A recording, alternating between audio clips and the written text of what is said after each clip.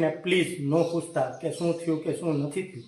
મારી ઉપર જે આક્ષેપો લાગ્યા છે એ સ્પષ્ટ અને ચોખ્ખા ન થઈ જાય ત્યાં લગીન, આ કેસનો ચુકાદો ન આવે ત્યાં લગીન મારે 2 હાથ જોડી નમ્ર વિનંતી છે કે મારી ઘરે ખોટા ફોન કરીને સગાવાલા કે આ વાતમાં કોઈ પડતા નહીં. હું નિર્દોષ છું. સમય નક્કી કરશે કોણ સાચું હતું અને કોણ ખોટું હતું.